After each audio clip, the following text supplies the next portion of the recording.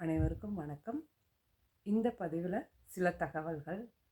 என்ன படிக்கலாம், குழந்தைகள் என்ன மாதிரியான கோர்ஸ் எடுக்கிறதுக்கு ஆஸ் அ பேரண்ட்ஸாக நம்ம எப்படி கைட் பண்ணணும், நம்ம சரியாக முறையாக கைட் பண்ணுறோமா, நம்ம ஒரு +2 முடிச்சிட்டாவோ இல்லை ஒரு 10th முடிச்சிட்டாவோ உடனே நம்மளுடைய இதை சொல்லுவோம், நீ இந்த கோர்ஸ் படிக்கணும், நீ டாக்டராக இன்ஜினியர் மெயினாக இருக்கிற மெயின் கோர்சஸ் எல்லாருமே பேரண்ட்ஸை சஜஸ்ட் பண்ணுவாங்க. அது போக உடனே ஃப்ரெண்ட்ஸ் சர்க்கிளில் இல்லை சொந்தக்காரங்களில் வேறு யாராவது அந்த கோர்ஸை சேர்ந்துருக்காங்களா அப்படிங்கிற மாதிரி.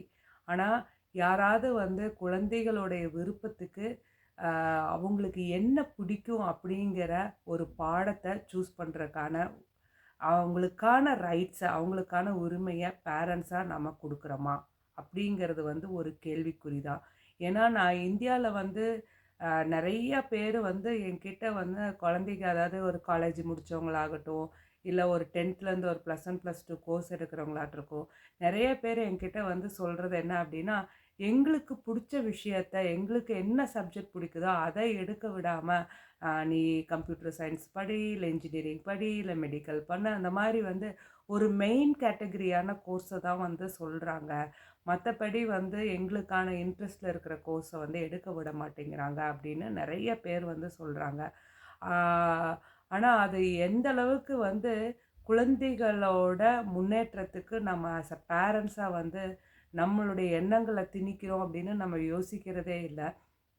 ஏன்னா இங்கெல்லாம் பார்த்தீங்க அப்படின்னா ஆக்சுவலாக நம்ம என்ன நினைக்கிறோமோ அந்த கோர்ஸ் எல்லாம் எடுக்க முடியாது.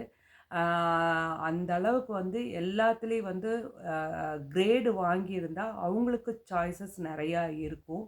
அது போக ஸ்கூல் செகண்டரி ஸ்கூல்லேயே அந்த குழந்தைக்கு என்ன சப்ஜெக்டில் அவங்க இன்ட்ரெஸ்ட்டு, எதில் அவங்க டேலண்ட்டு அப்படின்னு சொல்லிட்டு அவங்கள கைட் பண்ண ஆரம்பிச்சிருவாங்க.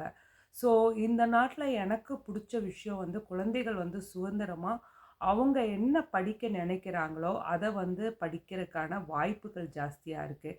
ஆனால் நம்ம ஊரில் அது இருக்கா அப்படின்னா ஏன்னா நம்ம மற்றவங்க சொசைட்டியில் நம்ம குழந்தை எல்லா பேரண்ட்ஸுக்கும் இருக்கிற ஒரு இயல்பான ஒரு ஆசை தான், நல்ல இடத்துல வேலை கிடைக்கணும், நல்லா சம்பாதிக்கணும் அப்படிங்கிறது. ஆனால் அது அவங்களுக்கு பிடிச்ச வேலையா, அவங்களுக்கு பிடிச்ச படிப்பா அப்படிங்கிறதுலையும் நம்ம கவனம் செலுத்துறது ரொம்ப முக்கியம். ஏன்னா ஒரு பிடிக்காத படிப்பை அவங்கள படிக்க வச்சோம் அப்படின்னா அவங்க லைஃப்பில் ஃப்யூச்சரில் அவங்களுக்கு ஒரு வேலைக்கு போகும்போது அவங்களுக்கு அதுக்கான சிரமத்தை அவங்க கண்டிப்பாக அதை ஃபேஸ் பண்ணுவாங்க. அது அவங்களுடைய பர்சனல் லைஃப்பையும் அது பாதிக்கும்.